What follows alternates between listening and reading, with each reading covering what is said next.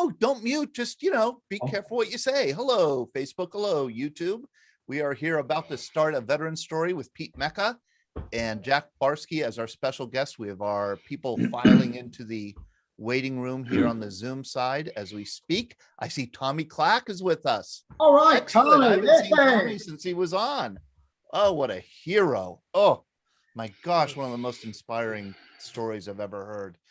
We have a nice crowd coming into the Zoom room, and let me play. Jack, you did not pass the audition for the for the song, so we're going to play our traditional entrance theme music. All right, here we go.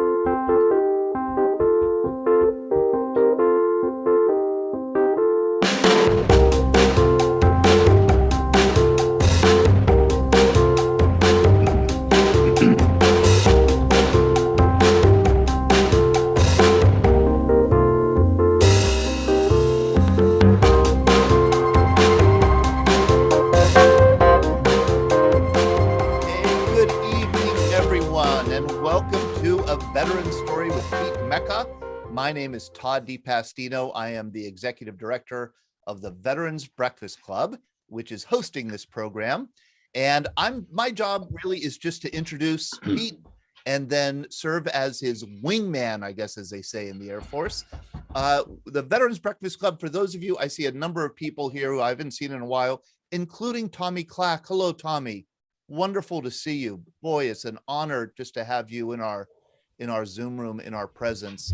I just, I want to let people know who haven't joined us before who we are, the Veterans Breakfast Club. We're a nonprofit based in Pittsburgh, PA. We've been around since 2008. We've been doing in-person veteran storytelling events since then, where everybody is welcome to come. We want non-veterans, people like me who never served in the armed forces. We like non-veterans to come and hear the stories. We want veterans to come and hear the stories and share the stories. And in 2020, we took our programming online, and we do this Vbc happy hour Monday nights, and then one night a month with Pete Mecca. We do a veteran story, and boy does he have a great program lined up tonight with Jack Barsky. Now, this is the third time we've tried to have Jack on. I won't say what happened the first time, but it didn't work. Second time, a bolt of lightning mysteriously hit his house or something. He went out the minute we started. He disappeared. The electricity went out. The electricity went out. Okay, That's the story we're going with. Russian hacking. Russian hacking, it could have been. But I do encourage you, yes, to stay on and hear Jack's story, because it is absolutely remarkable. But before I hand it over to Pete, I do want to invite people, if they would like to, because I'm doing this on my own here, it takes a little while. I want to share my email with people and let people know that we publish a quarterly magazine. We have actually one that is coming out this week, our spring 2022 edition. This is Vbc Magazine, where we write up the stories that we hear on our programs, send out a 32-page magazine for free, no charge. If you do not receive this, it's because we don't have your address. We'd love to put one in the mail to you. Just let me know that you're interested. Send me an email, todd@veteransbreakfastclub.org. That is Todd, T-O-D-D, @veteransbreakfastclub.org. And you can learn a lot more about the Veterans Breakfast Club on our website, which is veteransbreakfastclub.org. And then one final thing I want to do is I want to thank and acknowledge our sponsor of this program. We're very proud to have tobacco-free Adagio Health as a sponsor for all our programs. They are a nonprofit that is dedicated to reducing and preventing tobacco use and smoking, including vaping. And they help people quit. They have a very popular quit line, 1-800-QUIT-NOW. That's 1-800-QUIT-NOW. And they offer counseling to help quit. They do educational programs, especially for youth, about the hazards of secondhand smoke and tobacco use. And they encourage private and public policies that will help create healthy places to live, work, and play. And that is tobaccofree.adagiohealth.org. That's tobaccofree.adagiohealth.org if you want to learn more. All right, I'm going to throw it to Pete Mecca. Pete, How are you doing tonight in St. Augustine? Fine, Todd. Thank you so much for this opportunity. Folks, it's not going to be a long introduction. I want to give Jack as much time as possible. He is a former KGB agent and at one time was a Soviet spy. He came to America to do us potential damage, and now he is one of us. He is the only man that ever told me, had he been in Vietnam the same time I was, he would have killed me or I would have killed him. Thankfully, we have shaken hands and that event is over. An outstanding gentleman, beautiful family. Jack, it's all yours, sir. I'm turning it over to you. Thank you, Pete. We're going to do this today a little bit different. If I were there in person, I would probably do a little PowerPoint show and, have some videos in there, gunshots, songs, not the one that I sang earlier. But technically that sometimes creates difficulties on Zoom. And so today there may be a few pictures that you guys have stored, but I'll just tell you a few things. And quite frankly, my book is 320 pages and 100 pages were cut out. I could start talking now and not end until after midnight, easy. But so I have to cut things short. What happened in my life, besides the fact that I was one of those elite agents for the KGB, but there's so many odd coincidences, so many things that happened that where people say, "Wow, that's unusual," and so it got me to a point where I had to believe in a higher power, because I thought. For the longest time, I was arrogant enough that I was completely in charge of my life. And then when I started reflecting and started talking to people that played a role in my life and what they did and what they didn't do, I said, "Oh my God," I was just stumbling through a sort of a drama that was arranged by somebody else. Okay, so we're gonna start at the beginning. And I'm going to cut this rather short. Born in 1949 in one of the most forlorn corners of Germany, which became East Germany, the German Democratic Republic. The soil was sandy. There was very little industry, no academia.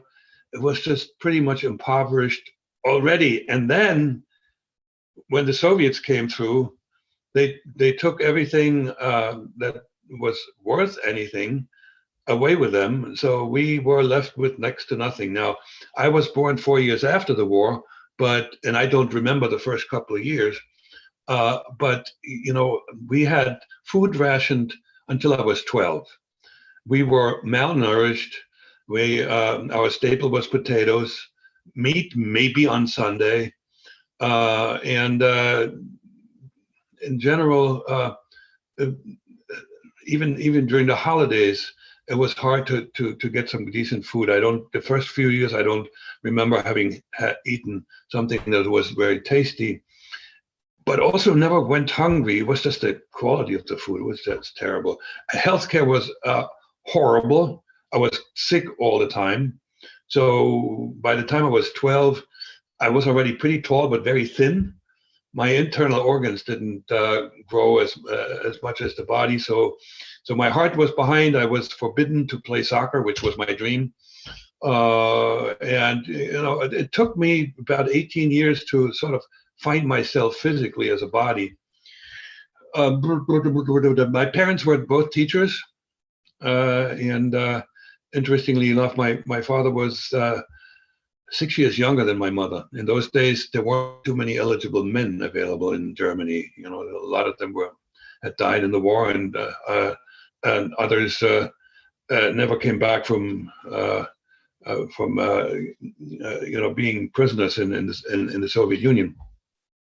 They were both teachers, which was an advantage in that at least we had a nice place to live in. I grew up on the top floor of a elementary and middle school. So we had a roof over our head, and we had coal-fired stoves, and we had running cold water. Toilets was across the street, and that was a problem in the wintertime at night. Uh, Bottom line is, we were really dirt poor, but we didn't know we were because everybody else was.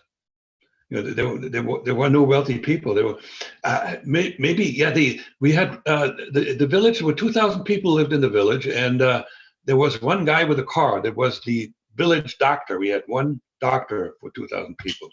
Enough with that horror story already. How does get one out of that place to eventually wind up in New York City as a KGB agent? Not very likely, right? Well, the one thing that God had given me is a very well-functioning brain. And so the first few years in school, I didn't ace everything. I didn't pay much attention. I just went, made my way through as a B+ student. And that was good enough to get to advance to gymnasium. Gymnasium in Germany still today is 12 years of education, whereas all the average students and below average students get to go only 10 years. So gymnasium, I did the same thing. For the most part, I had B+, but the last year I turned it on, because I just wanted to beat the other guy. There was a teacher's pet that nobody liked, and I had to beat him. So I graduated with all A's. That helped me pick the university that I could go to. But let me just tell you a little bit about the education. It was awesome. We were tortured, literally, by the teachers. You couldn't slacken off. The average school day was 6 lessons, and almost half of the curriculum was math and science, and there were no electives. The East German school system was recognized when Germany came back together as superior to the West German. The one thing that we had that West Germany didn't have and the US doesn't have, it was communist indoctrination. It started in kindergarten, very subtly, where they would just talk about the bad people that, the Nazis and the bad people that live in the United States, and then the suppressed people in the world. It was very subtle. But as we got older, it became scientific Marxism-Leninism, because Marx was a scientist. He discovered that there was a law by which human society would evolve. And already it had evolved from slavery, and from first of all, the hunters and gatherers, slavery, to the agricultural society. What was that called? I forgot.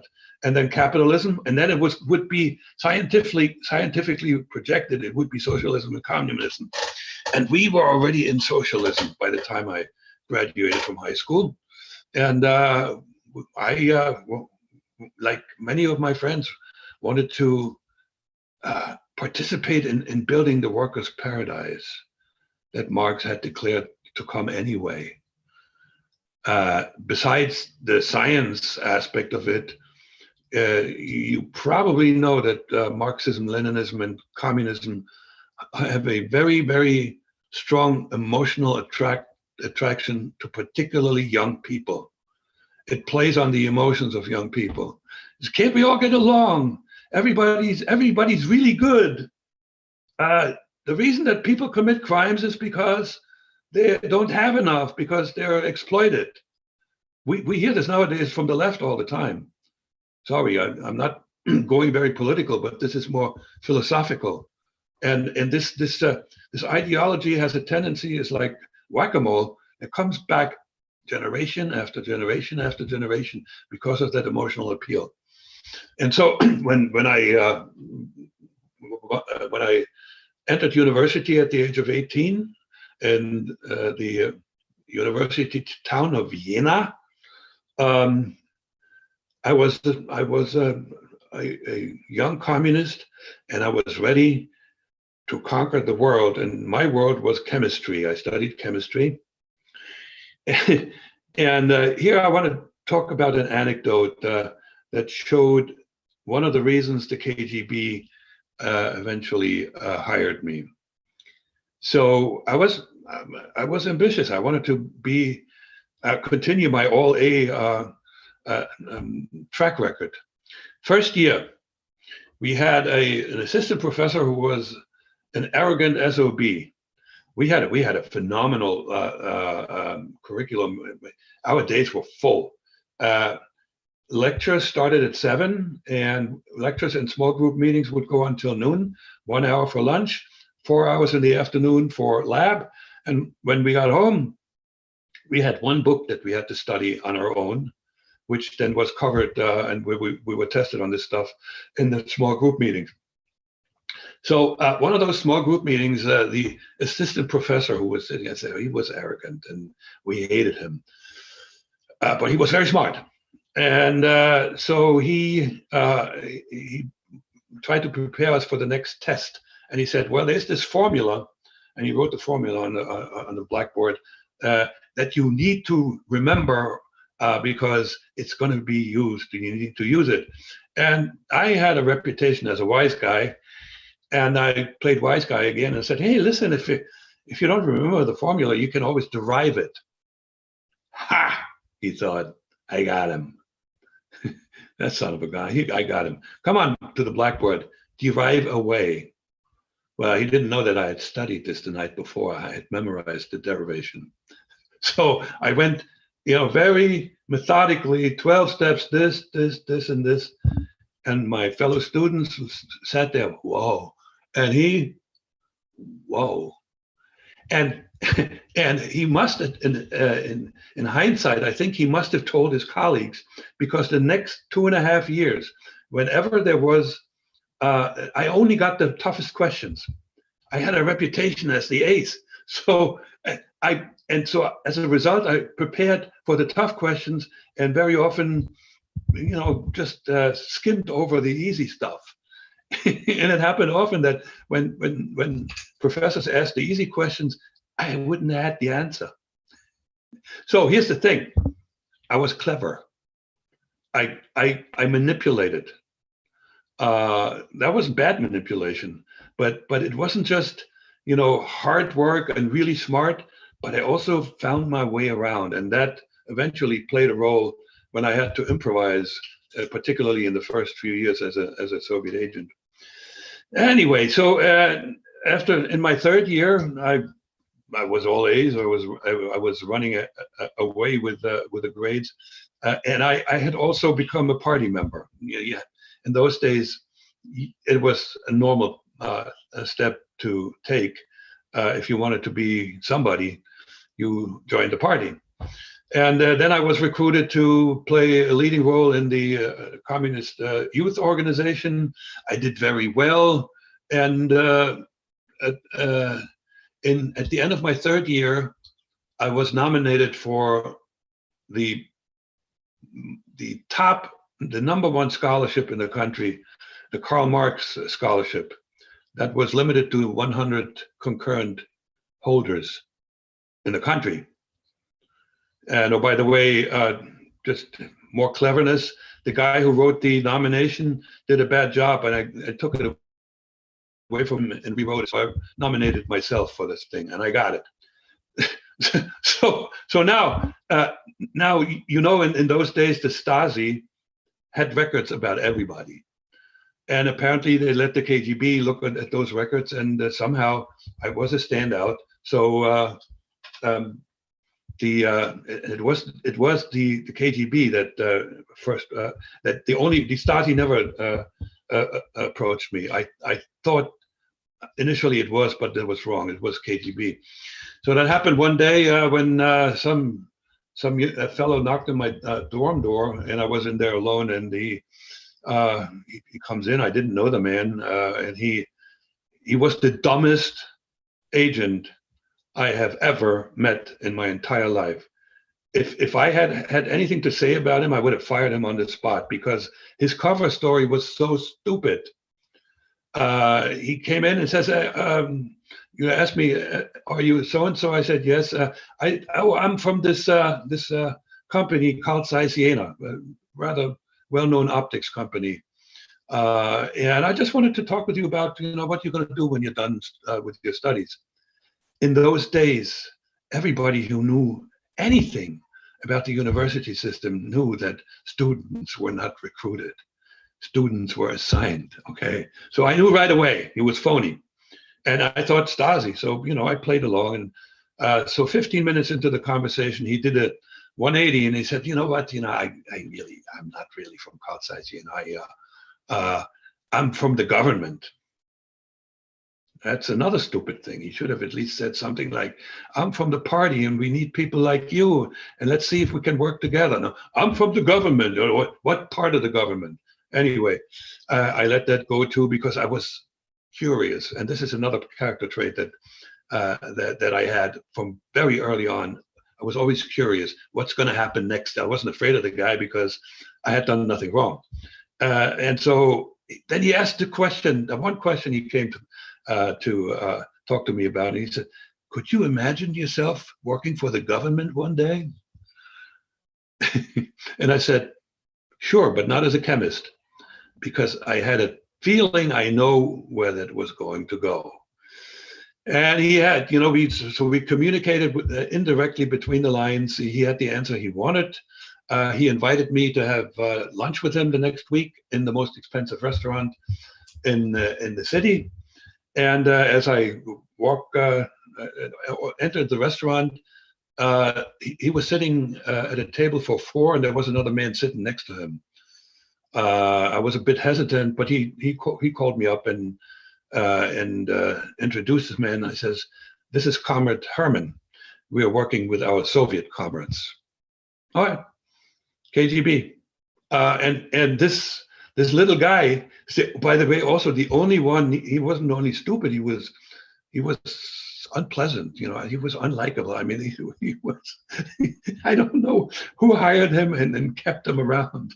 But anyway, but he did the job, right? He lucked into the job because the door was wide open. So I spent now a year and a half interacting with Herman. I all pieced this together much later based on some research that I was able to do and people I was able to talk to.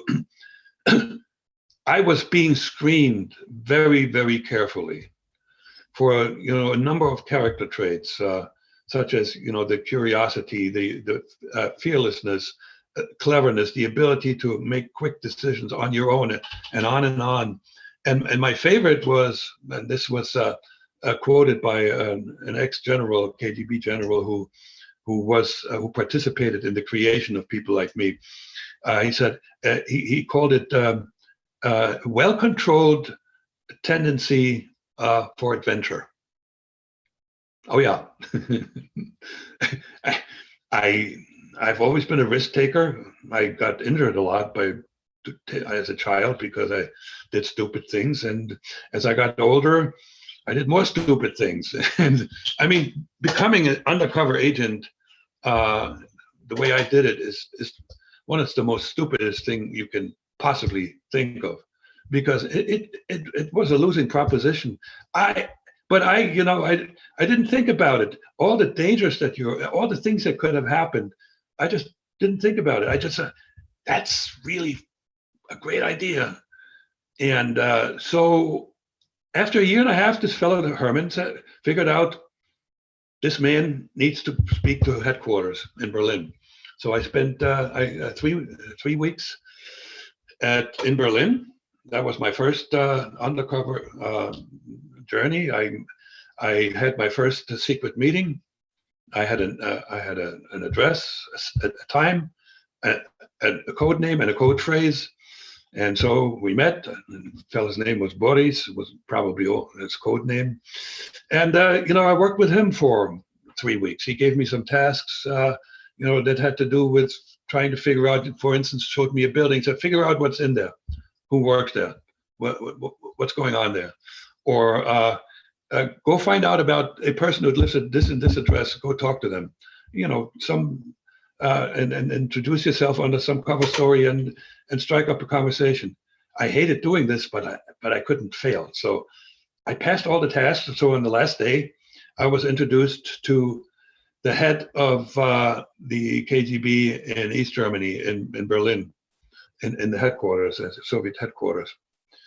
He was a short man, and so like he was really short. He walked into the office and he's sitting at this big desk.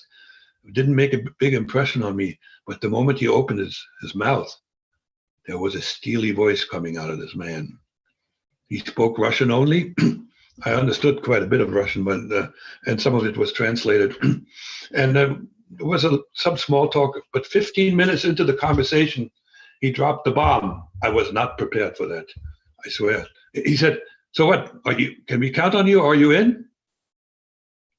I played for time. I said, "What? I'm not trained. There's a lot of things I need to learn." He said, "Don't worry about it. We'll teach you.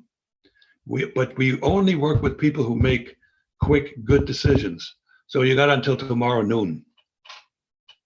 That made for a sleepless night because the choices were radically different. I had a really great career ahead of me.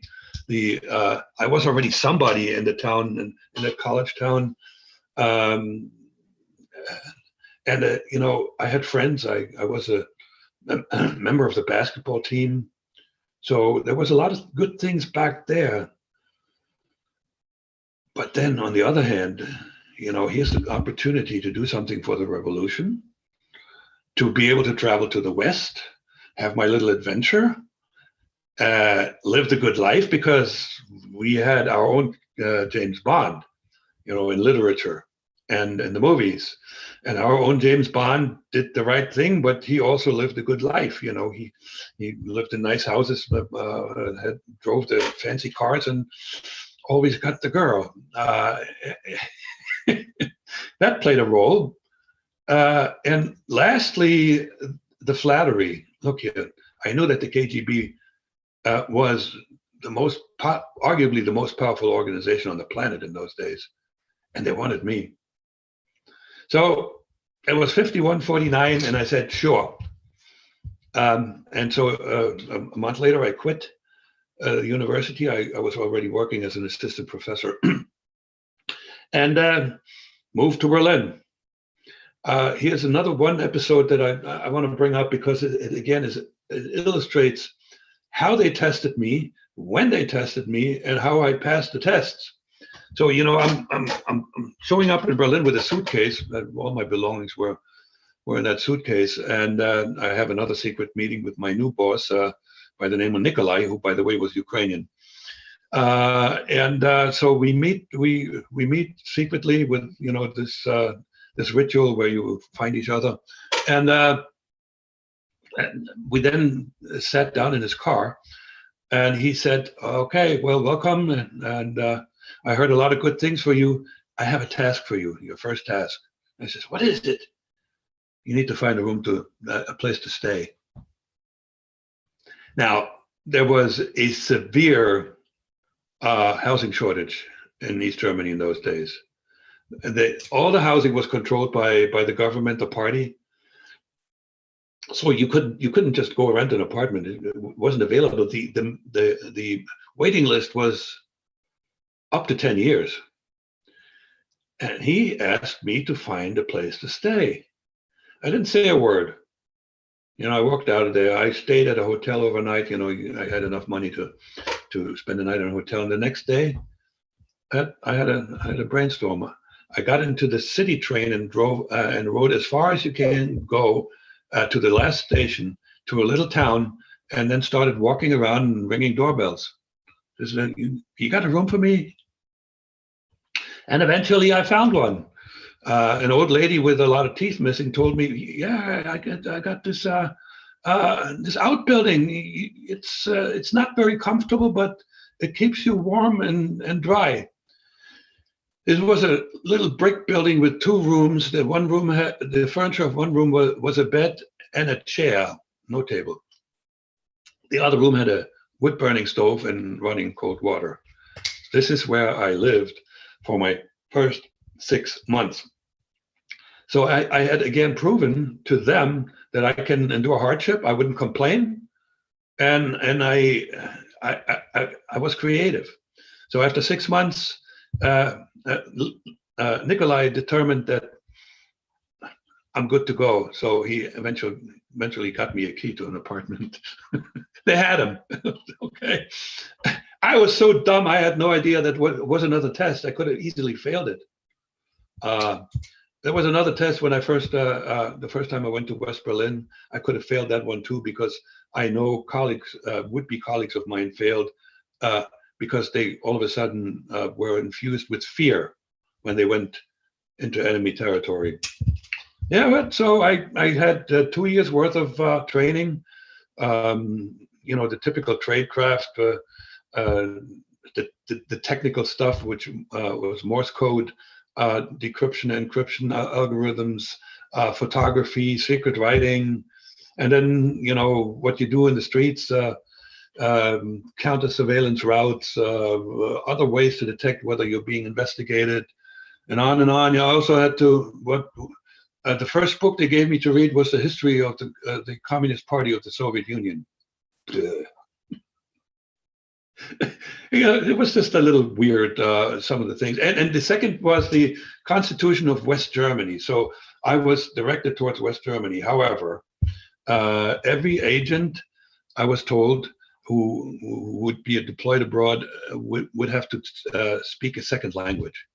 And they gave me a choice, and I picked English. And I was just as ambitious as I was in high school, as I was in college. I was going to be the best at everything that I was being asked to do. So I threw myself into English with a vengeance. And I know that I'm speaking the truth when I tell you that. I started pretty much relearning from scratch. My school English hadn't survived that long. But from day one, I acquired 100 new words in the English language over a period of just about a year. And so one day when there was a visitor from Moscow center who I met with, and we had a little chat, and then he asked me in passing, "So how's your English?" And I pulled out a book and I showed him, "I can read this. I don't need a dictionary." He said, "Yeah, all right." A week later, I had a tape recorder, and they asked me to say something of it in English. So I did. And a week later, I was in Moscow because some language expert listened to it and understood that I had a great innate ability to minimize the German accent. I did this when I was a youngster. When we were horsing around in the lab, I would constantly imitate famous comedians that we had in those days, because it's like I have very good ears, very good hearing. Point being, but what you can't hear, you can't imitate. So I was already much better than Arnold Schwarzenegger. Okay, and so they took me to Moscow, and I was interviewed. I had a chat with two ladies. One was a Russian, a professor teaching English. That was a cover, obviously. She was KGB. And the other one was a native, a born American.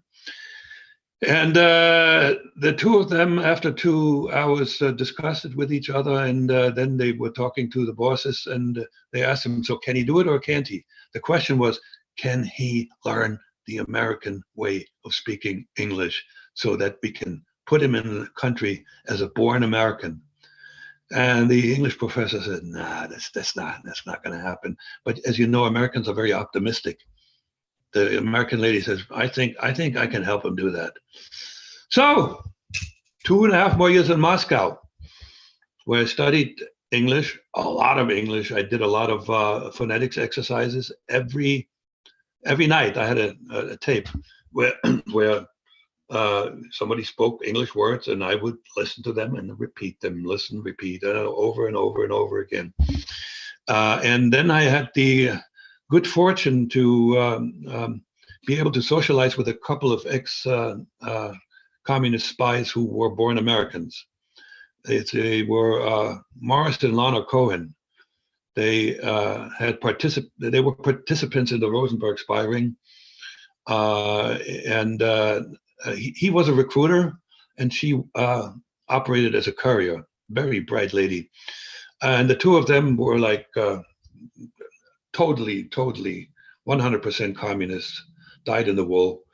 And they loved interacting with me because we couldn't speak English, and I was the next generation of what they did, so I was carrying the torch.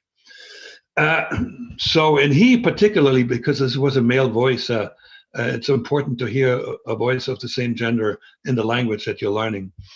And at one point, he declared me ready. He said he can go now. Okay, I will bypass the practice. How much time have we spoken already? It is 7:35, so you've gone 35 minutes. Okay, all right, this is good. I'm going to get to about an hour. Okay, and then we'll do questions. Yeah, sure. I will bypass the practice trip. I had a 3-month practice trip to Canada, where one of my tasks was to acquire through the mail, but you could do this then, a bona fide copy of a birth certificate of one American whose name was Henry Van Randel. Unfortunately, Henry Van Randel had passed away, and the office that was issuing birth certificates cross-referenced. So it was kind of funny that the dead man was asking for a copy of his birth certificate. So that failed. And so they sent me home to Berlin. Wait and study Portuguese. We'll see what happens. They didn't exactly tell me why I was to study Portuguese, but I also was supposed to read up on Brazil and the cities there and so forth. So there was probably the idea to smuggle me through the country through Brazil. Most illegals were smuggled through other countries. They did not go into the United States directly, because this disability that I have is rather rare. So now here's something that happened when they sent me back to Berlin, and I had a girlfriend whom I broke up with when I left for Moscow. I loved her dearly. She was beautiful, wonderful girl. And I get back to Berlin to my apartment. On the second day, she shows up and says, "Do you still love me?" How did she know that I was back? This is one of those odd things that happened in my life. And having lived as a bachelor for 2 years and without social interaction, there was only one answer. So, but now I was bold enough to disclose to the KGB that I was in love with this woman, and they said, "That's not bad. Maybe she can come with you." Well, turns out she was psychologically not qualified. But we were allowed to get married, because there's two schools of thought. The KGB actually liked sending couples, so as to avoid what happened to me. And you have other relationships because you're single. On the other hand, for couples, it's easier for both of them to defect, right? Because you have no anchor at home. So they decided, I could get married, and she knew where I was going, for whom I was working, and she was completely okay with it. So I just had to put that into the mix.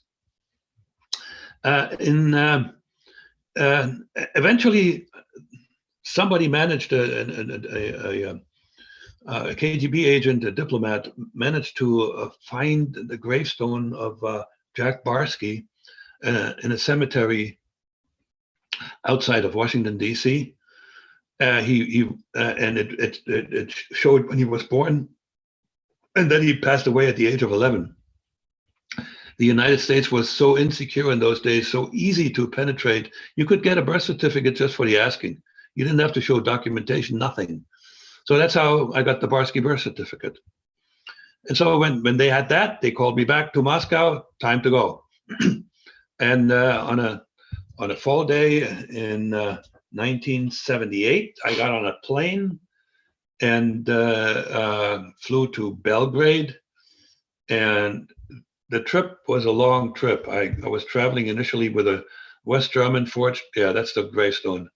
Ford West German passport. From Belgrade, I took a train to Vienna. That's where I met an agent, and I exchanged my one Ford German passport with another one. And from there, I traveled by train to Rome, and I exchanged my German passport for a Canadian one. And with that one, I made it to Mexico City via Madrid, and eventually to Chicago and New York.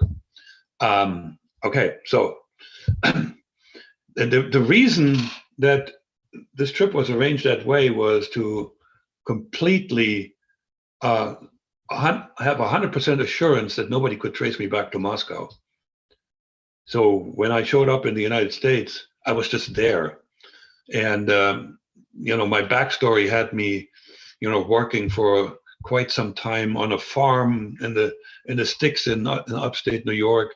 And so when because I was suffering from migraines and stuff like that. And, and then when I got better, I decided, let's try the big city. So I had a somewhat credible backstory. I don't want to get too far into detail. It takes too long.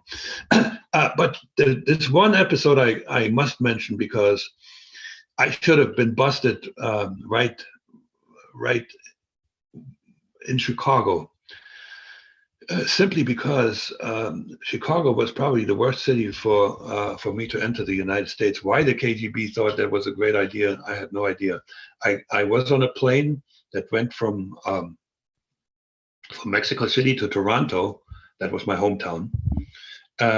With a stopover in Chicago. Well, much later I realized if I had had an interview with a border agent, I didn't have a Canadian accent. That could have resulted in further interviews and also checking my luggage, and that didn't look like I was just coming from a beach in Mexico City. And the clothes that I had were all bought in West Germany.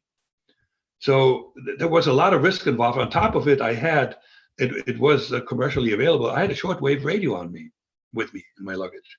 I needed it. And if you then had gone through my suitcase, you would have found the birth certificate in a secret compartment. That was high risk. I got through there. And the second high risk was that I had no idea where to go in Chicago. There were no Soviets in Chicago, none, not a single one. And so they couldn't teach me about, how to behave there. I wound up in the south side of Chicago in a hotel. It was at night. I didn't know that I was the only white person in the neighborhood. I found out the next morning when I went outside and wandered around and said, oh my God, I'm the only one here. That made me uncomfortable. And so I managed to get out of there but before I left there, I decided to kill the Canadian by destroying the passport. Passport Destruction 101 was not in the curriculum. So I tried to burn the darn thing, and they're flame retardant. Not even the paper burns.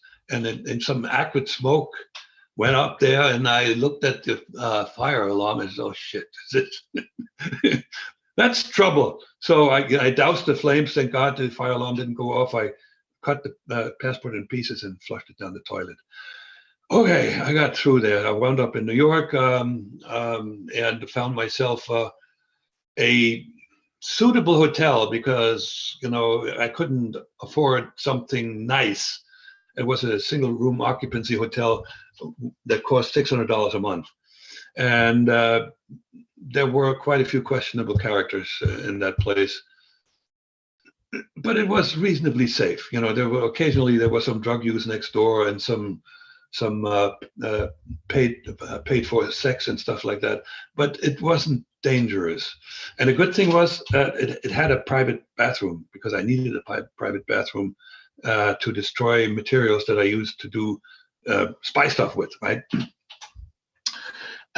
So now came the easy task, and it was one of the hardest tasks. And this is where my inventiveness had to kick in again. I can't get too much into detail, but I was now to parlay the birth certificate into a set of legal bona fide US documents.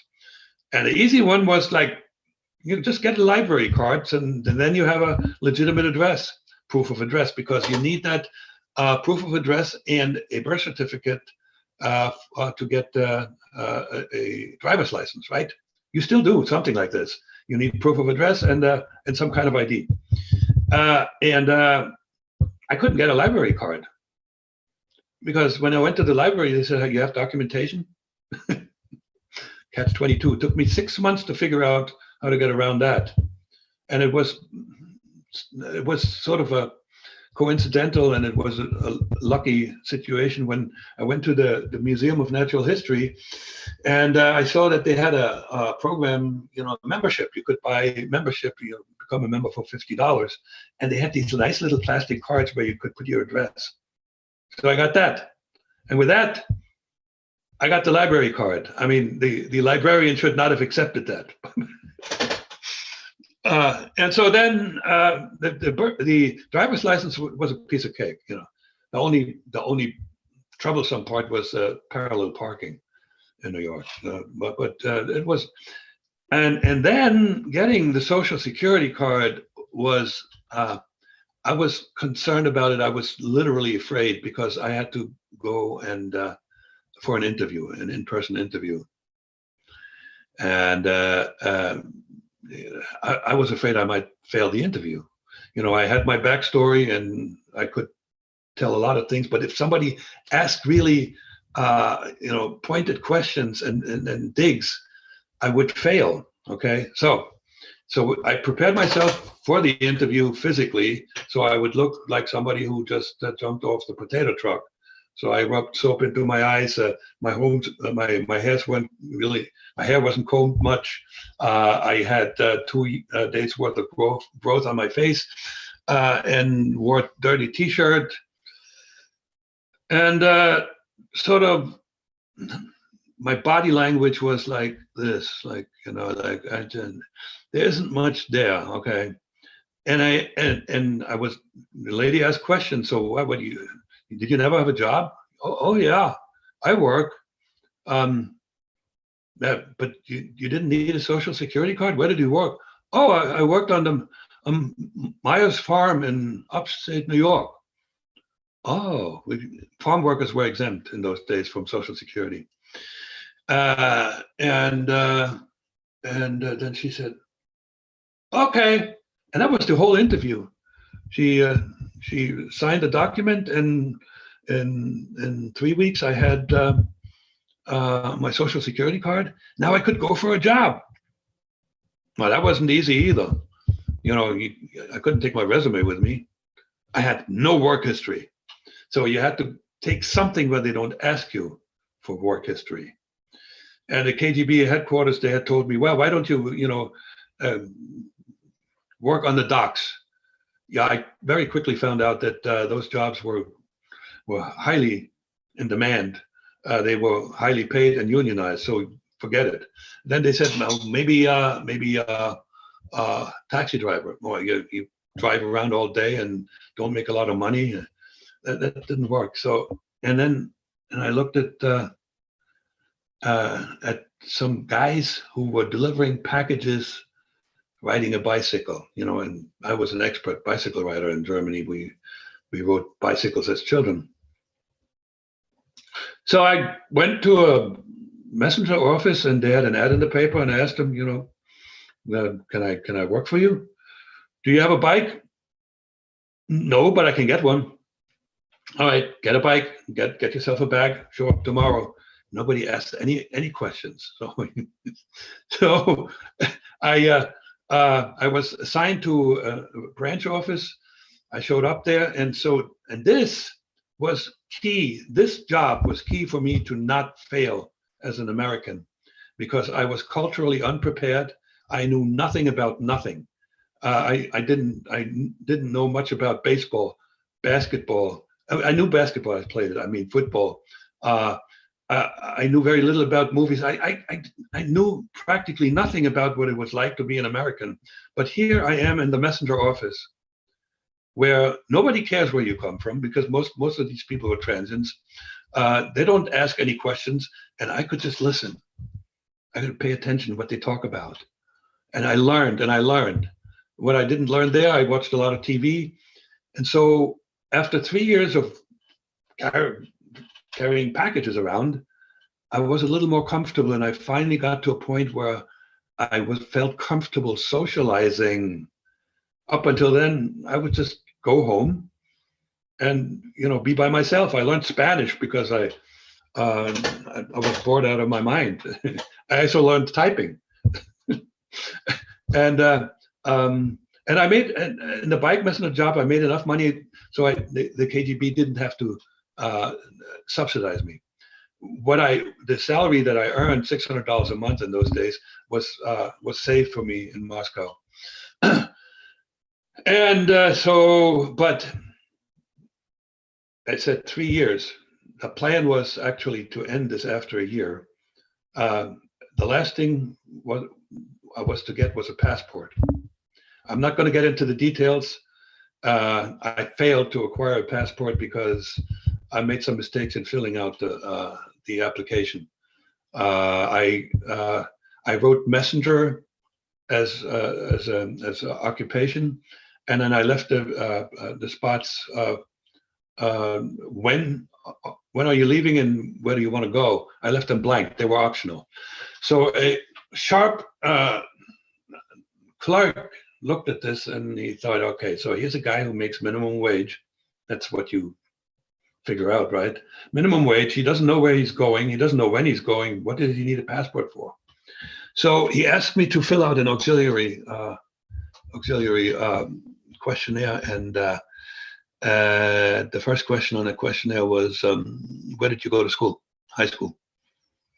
That I could not answer, even though I had one in my cover story, but there would have been no record. So I would have been dust. I would have been busted. And I had the presence of mind to go back to the counter where this fellow had my application and my documentation in front of him, and I just ripped it away from him and marched out of there with cursing under my breath. So playing like I was like annoyed. I got away with that one too. No, this was another one of those high risk moments. And the plan was, here's the thing. I'm so glad this guy did what he did, because if I had gotten the passport, I would have been moved back to Switzerland or Austria, would have established a company, and the KGB had very much experience funneling money into enterprises. A couple of years later, I come back to the United States with $10 million and become a member of a country club that's right next door to a place where there's a lot of military officers play golf, something like that, yeah? And I would have been a really, really dangerous agent. And didn't work, thank God. So I'm saying somebody figured that out. There was something else I was supposed to do. So plan B, go to college. So I studied, I did the whole program in 3 years, and I graduated as valedictorian. That was also a mistake. I mean, this is stupid. My ambition ran away with me, and I wasn't supposed to be a standout, and I had to give the valedictory at Madison Square Garden, right? I got away with that one too. Then I started a job in information technology, and slowly worked my way up the ladder until the time came when the decision time came. Now I need to introduce another lady. I was looking for female companionship, and put an ad in the Village Voice, and I was looking for a dark-skinned person, because I sort of figured, it was a dumb prejudice, but it worked out. I sort of figured that, your highly educated white woman would probably figure me out. And I figured, the black ones or the foreigners, maybe, they would be safe. I lucked out. I found somebody from Guyana. And she had to her, I was bona fide American. She was pretty. She was nice. She was non-demanding, except at one point she disclosed to me that she was illegally in the country. So I had pity on her, and I made her legal.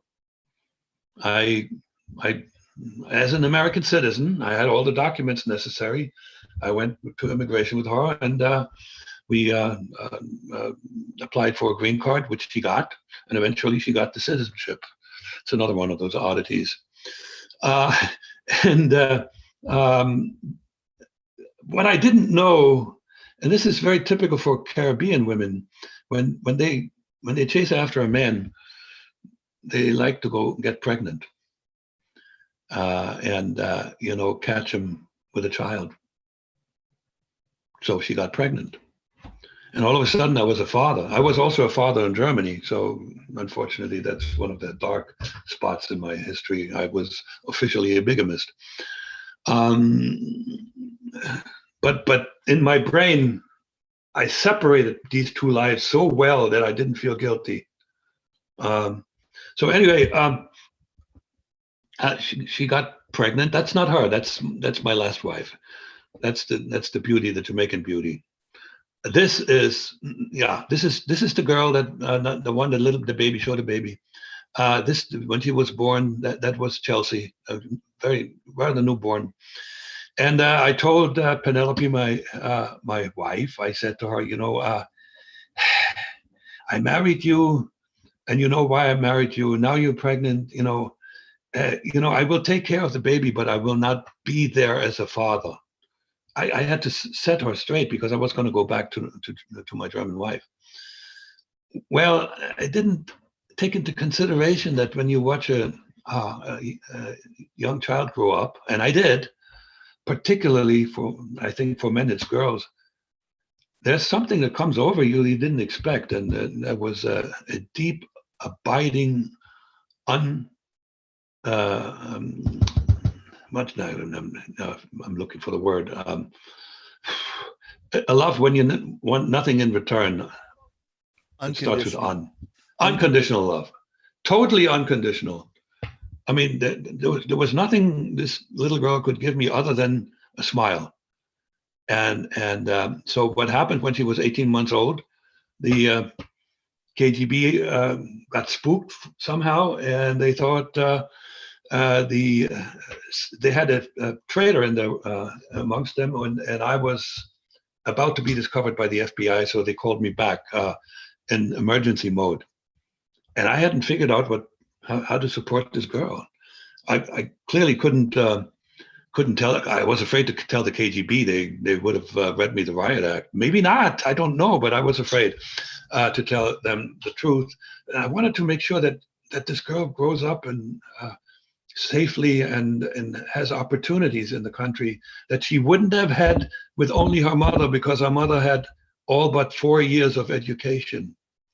She worked in jobs that didn't require much education. She worked as a nurse's aide, but she also worked as an assistant. She learned word processing, but this girl would have been raised in a slum, pretty much. And so, yeah, I had to make a decision, and it gets very dramatic. The individual steps when they first told me there was an emergency, there was a red dot at a spot where I was always looking for signals, and I ignored that. And then they told me through radio transmission, you got to get out of there, because you're in danger. I ignored that too, because the radio could have been broken and I could have been in the hospital or whatever. And then came arguably the most dramatic moment in my life, when I'm standing on a December morning. It's still dark. I'm standing on the platform of the elevated A train, and a man in a black trench coat comes sidles up to me and whispers in my ear, "You got to come home or else you're dead." Now the playing for time was over, because now they knew that I knew that they knew. So I had to make a decision. And the decision point, I was like back and forth, and it was a balance. And then they asked me to pick up some money that hit some place in an oil can in a spot that I had found and described. And they told me to pick it up at night. I get to the spot. There was a sign, a signal was that I can go and get that oil can that was that had the money in it,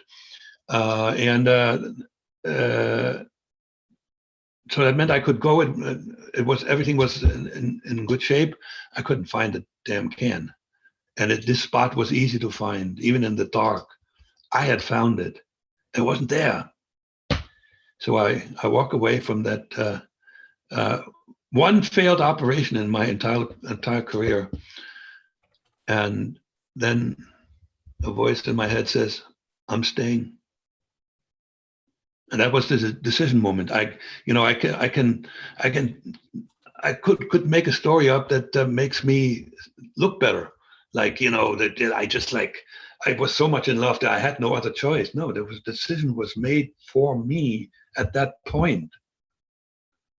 And so I went back home, and then I took some steps to disentangle me from the KGB. I wrote a goodbye letter, and I made sure that they knew I was not defecting, because I know that they didn't like defectors at all. They went after them, even in foreign countries. So I told them, "Hey, listen, I can't come. I'm not defecting, but I have contracted HIV/AIDS, and the only country where I may have an opportunity for healing is the United States." Well, I didn't have to say anything else, because the last thing that they wanted to have somebody in their country with that infectious disease that meant in those days a death sentence. They had no reason not to believe me. Now, I didn't know that, but when you piece it all together, I was always very honest with them. I even admitted mistakes that I made when I was the only one who knew the mistake. I was very reliable. I worked like clockwork. I had received the year before I said goodbye, they had given me the second highest decoration of the Soviet Union. I was in good standing with them. So they believed me, and they told my family that I had passed away. So officially, I was now dead. For about 3 months, I had to take that sentence, "or else you're dead," seriously. So for 3 months after this, after I mailed the letter, I made sure that I was not reliable in the same spot at the same time. So I would go to work and zigzag, and would go to different train stations, change the time. This was all possible because I had flex time. After 3, and I also made sure that that there was no sign that I was being watched by the FBI. And my training in that respect was so good that I was absolutely certain that I was not being that I was not being investigated. So after those 3 months, I talked to my wife, Penelope, and I said, "Okay, you're going to get your will. We're going to buy a house." At that point, I knew that my life as a German would not return. I would live my life out as an undercover but retired Soviet agent in the United States, and work on my version of the American dream, because I already was making pretty good money in IT. And within a year, we moved to a house in upstate New York. And then I had a career. I moved to Pennsylvania. And in Pennsylvania, then something else happened that changed my life again. unbeknownst to me, in 1992, a retired KGB operative who was an archivist in the archives, who was actually in charge of the archive. He was totally disillusioned with the communist system, and he wanted to do something to do damage to it. So he smuggled handwritten notes out. He copied so many things. He eventually showed up in 1992 with 5 suitcases full of notes, and handed them to MI6, the British intelligence agency. So, and they sorted it all out and shared the information with the FBI. And amongst those notes, there were a couple of sentences that says there is a man by the name of Jack Barsky who lives in the northeast of the United States as an illegal. That was 9 years after I resigned. And so now the FBI did the right thing. The only thing they knew was that I was an extremely well-trained agent. Illegals were well-trained agent. We were the cream of the crop. And I had survived already 19 years without being discovered. So the first thing they had to find out, am I still active? Am I a sleeper? And am I occasionally betraying by my behavior that I'm still, I still could be activated? So they were extremely careful. It took them 3 years to investigate me. They bought the house next door when it came on the market.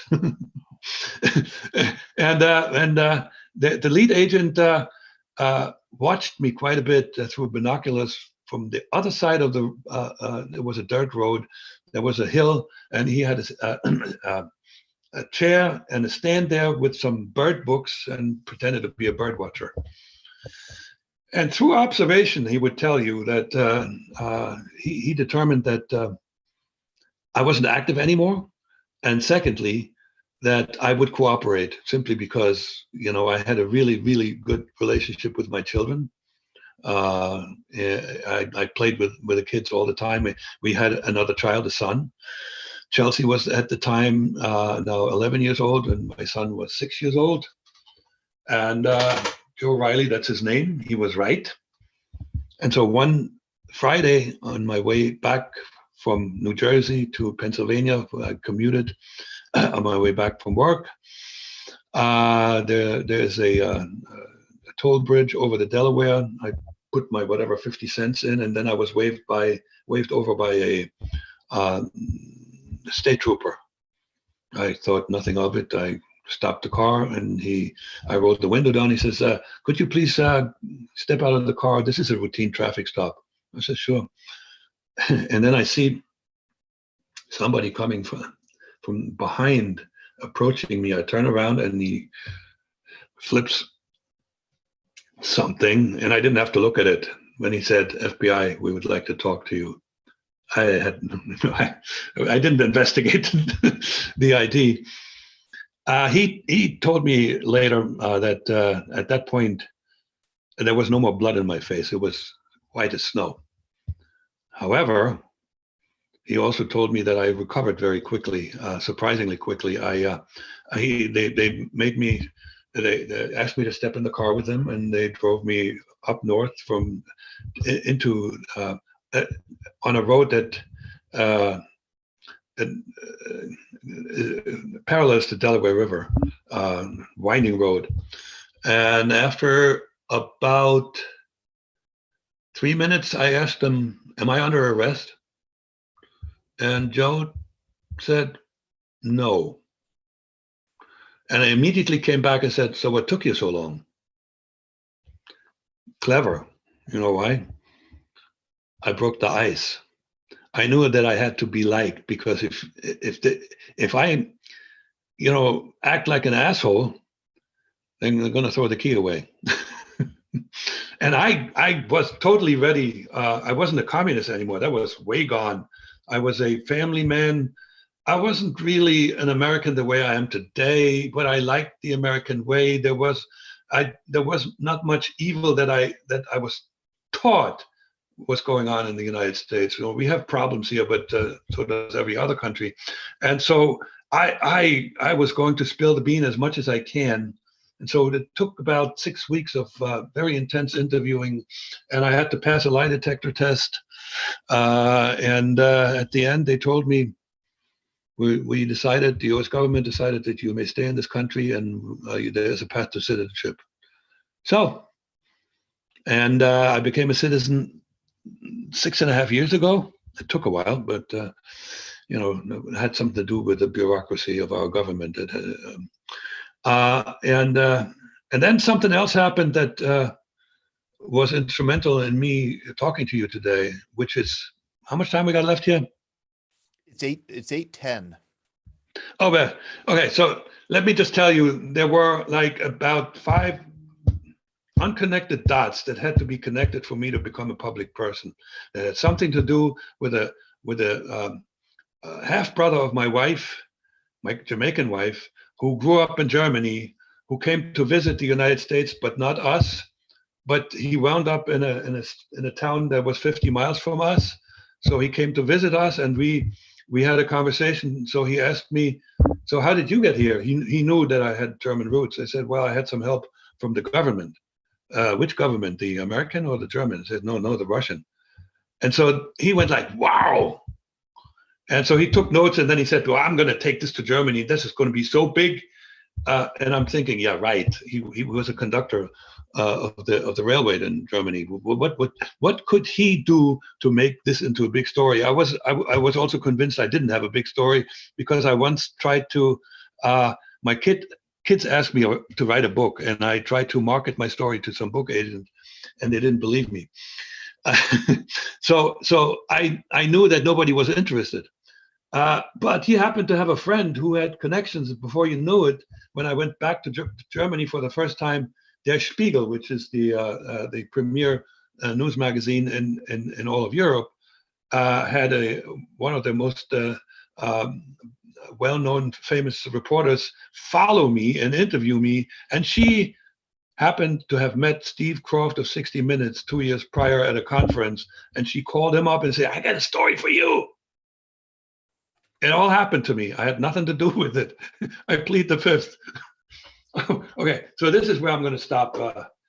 I think I did pretty good. I do better without pictures. You did extremely well, and I know that we have a lot of questions and comments. Pete, I don't know if you want to lead in the soliciting the questions. Let's open Jack, it up. Let's open it up. Jack, I'd like for you to give your insights at what's going on in Ukraine right now. That could be another hour. In a nutshell, I think if you listen to the news or watch the news, you may have heard many times already that once Putin a few years ago said the greatest tragedy of the 20th century was the fall of the Soviet Union. Vladimir Putin grew up as a communist and a Russian patriot. He still believes in great Russia, and he wants to reestablish it. And he's also a complete narcissist to the extreme, in that he sees himself as a messianic figure who is called to reestablish that greatness, sort of like Peter the Great. Mm-hmm. There's some communist residue in him, because this is very hard to get rid of. There's a lot of ex-comrades of mine, the ones I grew up with, who were in the party and who served the state. They just can't get rid of some of the communistic thinking. And he has some of it, but he's really what he replaced communism with is nationalism, Russian nationalism, and get Russia back to greatness and build himself a monument for to be put up right next to Peter the Great. That's megalomania in a big way. Pete, did you ever reconcile with your family in Germany? I don't have a family in Germany. I'm sorry, Jack. Jack. Me. Yes. But if I just may add another thing, when Putin arranged all his troops at the Ukrainian border, I said immediately, and it turned out to be absolutely accurate, that he's asking for trouble if he goes in. Mm-hmm. Simply because I know quite a few Ukrainians, and they hate Russians. This dates back centuries, but the greatest wave of hatred was spawned by the famine that Stalin engineered in the 30s, where over 4 million Ukrainians died because he confiscated all their grain. Now, Stalin was not a Russian, but it didn't matter. You know, he represented the Soviet Union, and that was mostly Russian. So the Ukrainians will not give up. They're maniacs, and so the same holds today. When if he doesn't find an off ramp, he will have a quagmire on his hand that's going to be worse than Afghanistan. Mm-hmm. Yep. So now the question: did I reconcile with my German family? My German ex-wife doesn't want to talk to me. We had one conversation when I was back in Germany on the phone, and she was actually very nice, and I admitted some things, you know, some weaknesses that had nothing even to do with ditching her. And she was nice enough. She says, you know, maybe I can help you with this. But then she thought otherwise. She never, when she heard that I had passed away, she did not digest this very well. She never got reattached to another man. And so she lives in a rather small world. Our son calls me dad. When I explained to him, and who got us together is my daughter Chelsea. She was chasing after. She knew that she had two half brothers, and she was chasing after them. I was actually afraid of meeting them, but it turned out good. So I have this one picture where I and my 4 adult children are all together on the same picture. They all have met each other in various locations in Hawaii, in the eastern part of the United States, and in Germany.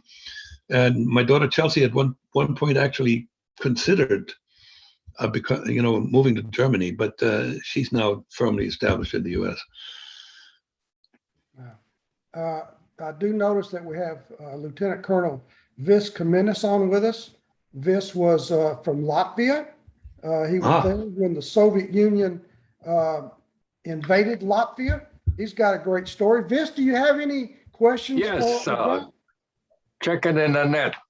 So Pete and Jack, I've read your books, and thank you for keeping the history alive. So yeah, I've lived under communism, don't wish that on anyone, came here legally, and good for you. served a quarter of a century in the profession of arms, protecting our Constitution. I salute you. And thank you for your service, and I absolutely mean that. And I know that the Baltic, the folks in the Baltic states also hate the Russians like the pest. And they have less. This is the picture with them. There's 1, 2, 3. The fourth one is cut off. He was here. They're good looking, huh? Really? Yeah. You know why? No, exactly. Yeah, they take after their mother. Yes, exactly.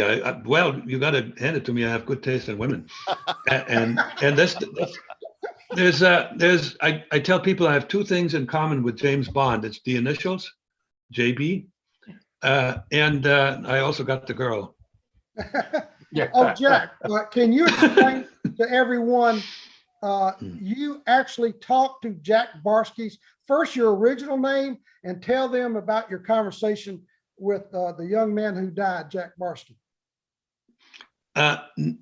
Not sure what you mean by that. I never spoke to a Barsky. I never spoke to the parents who were still alive when I was caught.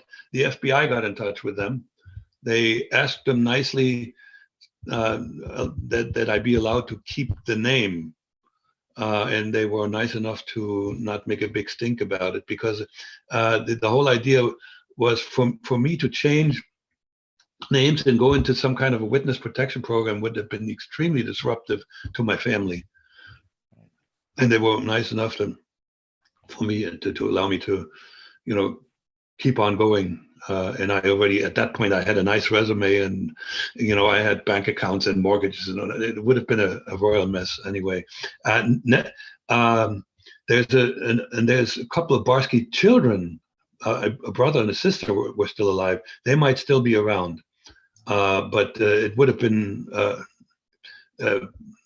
very poor taste for me to be introduced to them. Okay, all right, very good. And your original name? Albrecht Dittrich. No American can pronounce this. My daughter changed her last name to Dittrich. She can't pronounce it either. Oh dear. Dittrich. Todd, exactly. yeah. Todd, I know some people have some questions. Let's open it up. Well, yes, here, and I shared, so the name Albrecht Dietrich, I put that in the chat. I put that there in the chat. And I also want to share this picture and ask you a question about it. You made a cameo appearance on the series The Americans. Yeah, The Americans, yeah. So this is the story. When the creators of The Americans saw the 60 Minutes program, they high-fived each other, because we had the same situation. There was a KGB agent, and the neighbor was FBI, and they had the same thing. They cooked that up, and they said, "Yeah, see, this is art imitating life." Yeah. And so they invited me. We had a nice meeting, and then we came up with the idea. It would be great to have, this is like a gag, have a real agent as an extra on our show. So, I spent 4 hours standing around and smoking weed cigarettes, not tobacco, like just whatever, tea or whatever was in there.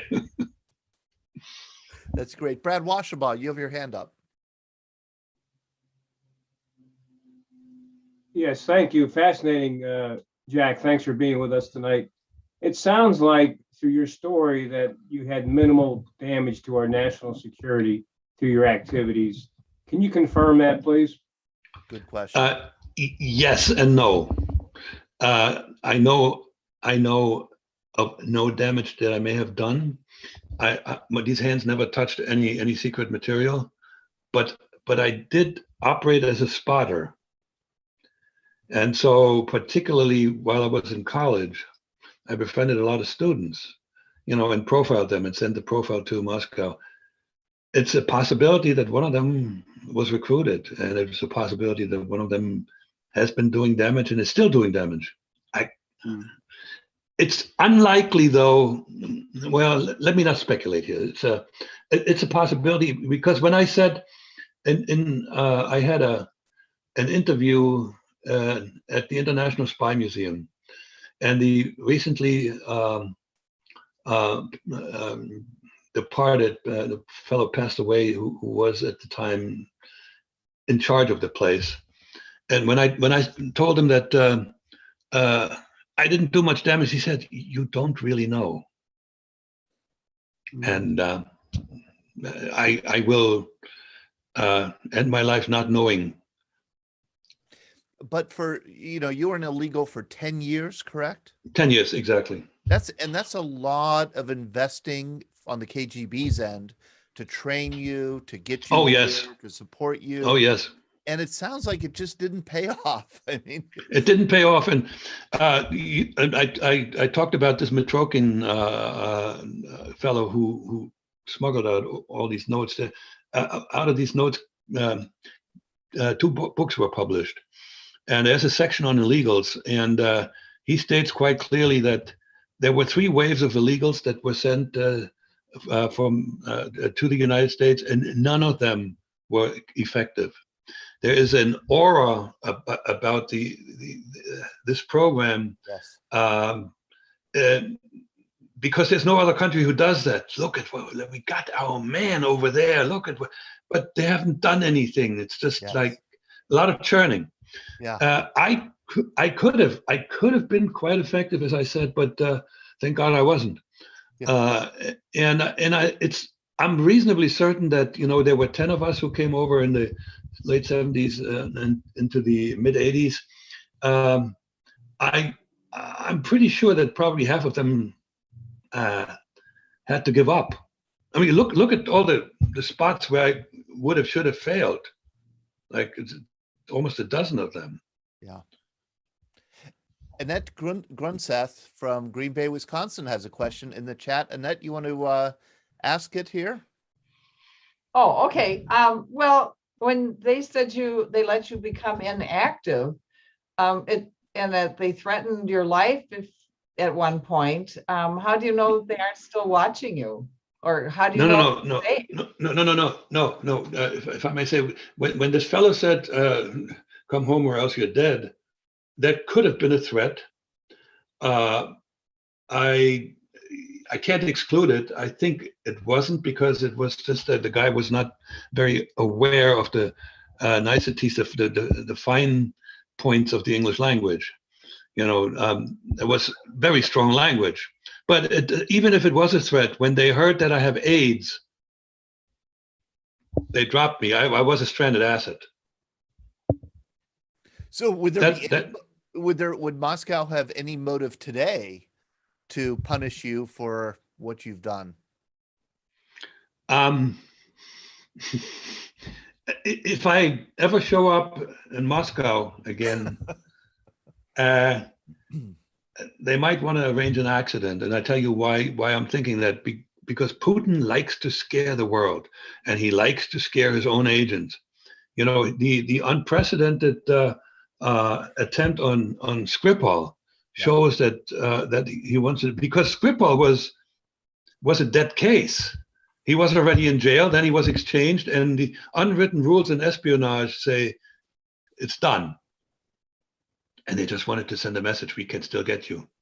Right. So God forbid, I come back after so many years, and he's a really old case, and we got him too. I'm safe in this country. This is, or in the Western world, simply because I don't know how many commandos they have that are capable and willing to assassinate in foreign countries. That's very complicated, so if they have a hit list, I'm at the very bottom, I think. I hope. I do want to clarify that you used AIDS as a ruse. You did not have AIDS. No, of course. I didn't Okay. have it. But, no. Oh, good point. No, I just, it was, as an agent, you have to lie all the time. And this was the second biggest lie. It was quite successful. And the biggest one was that I was born in the United States. I got away with both of them. I put in a Zoom chat here the link to this Der Spiegel article. Yeah. There are many great pieces on you here, but this is, I think, particularly good. Any more questions out there? Yes, Larry. Yeah, I know it's getting late, but what did the KGB hope to get from you that apparently they didn't? What were they? Well, okay. I was trained specifically and directed into the arena of foreign policy, not so much military, not so much scientific or what is it? When you steal, manufacturing secrets that would like trade secrets. Yeah. So and it was, they wanted me to befriend people who possibly are involved in making foreign policy, or at least people who influence the making of foreign policy. And so I made a mistake of mentioning one name, I think in the 60 Minutes interview, because they threw the name out as Zbigniew Brzezinski, who was the national security advisor for Carter. Now they thought it would be really great if you, in New York, and Brzezinski was the head of the Institute for International Relations at Columbia University. That was just an idea. They also talked about the Trilateral Commission and the Hudson Institute and a couple of other conservative think tanks. And I was not in a position in society to befriend those folks. Had I had the money, it would have been easy. It really would have been, because I didn't know I had it, but by now I really do know that I was a really likable guy. Yeah. Okay. So, and it would be a normal thing to just make friends. Since I stepped out of corporate America, you know how many new friends I've made? And here's the thing. It's one thing to open the door with my history. It's another thing to stick around. If they don't like you, then they will walk away, right? So this is just logic. So they had a pretty good idea, and it could have worked, but for this one mistake and the passport application. It's the little things that kill you. Mhm. Thank you. Jack, You're welcome. you have experience living under communism. You have become an American citizen. Would you like, please, sir, to give us your thoughts on what we are experiencing in our country today? Oh, come on, Pete. We can't do politics. Oh, okay. It ain't politics, it's Politics, philosophy. I mean, just, you know what I'm talking about. Let me tell you something. It is frightening, and what I cry tears over is the dumbing down of American society. There is very little reason left in the public discourse, and everybody has an agenda. Everybody sticks to their story, and whatever doesn't fit into the story will be left out. It is primarily coming from the left, but the right is guilty too. Okay, and there is just we're not teaching critical thinking anymore in school. It's all about fact-oriented and spitting back, facts. And a society that stops thinking, and a society that can't laugh anymore and make fun of itself, is a weak society. Yeah. Never mind where it's going, but Yeah. you gotta have you gotta think this through and connect some dots. Thank you, Jack. Thank you for those thoughts. And I just want to do one last call for comments or questions from anybody. It's 8:32. And I know Jack has to get going. Any other questions? No, my wife's still not home. The boss is not here. All right. So you do have more time. Let's Todd, see. do you have any questions? No, I'm looking around. How did your wife take it when you did break it to her that you had been an illegal? Okay, so this is another funny story. So the way I met her is I hired her as an administrative assistant, and this was just incredible. It's the first time, and obviously the last, that I fell in love just at first sight. She has that. She makes that impression on people. She has this je ne sais quoi, the radiance in her face, and like, oh my God. So now we were sitting in an open floor arrangement, and she was sitting diagonally across from me, and we were in each other's space all the time. So the first thing, after a week, I told her, hey, listen, you're going to overhear some private conversation, and I just got to tell you, I'm in the middle of a divorce. This was not directed in any other way. I just wanted, and she said, me too. So and now I started gently courting her. And at one point I felt, I was going for the gusto. I was going to impress her, and I told her, that I started in the United States. I came over here as a Russian agent. She played around. She played along, but later told me that she absolutely didn't believe me because the guy that she was divorcing was a big old liar. So she never believed me until 60 Minutes shows up in my house, and oh, Oh my gosh. yeah. She married me knowing that, I just tried to impress her. Otherwise, I was a pretty honest guy, but I made up the story. Wow. This is fascinating. That is so great, Jack. Oh my gosh. Yep. And if you met her, Pete met her. She makes an impression. When she shows up, people pay attention. And when we both show up, it's like, wow, the tall white guy, older guy, and the and this beauty queen. She was the lottery girl in Jamaica. Yeah. The one that You have a pulls the photo ball. of Todd, I believe you have a photo of her.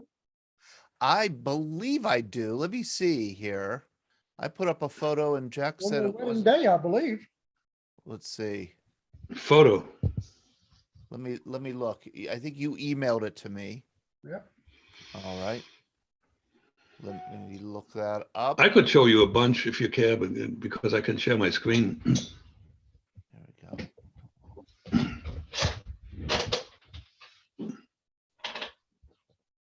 Not in this I one. think you showed it just a while ago.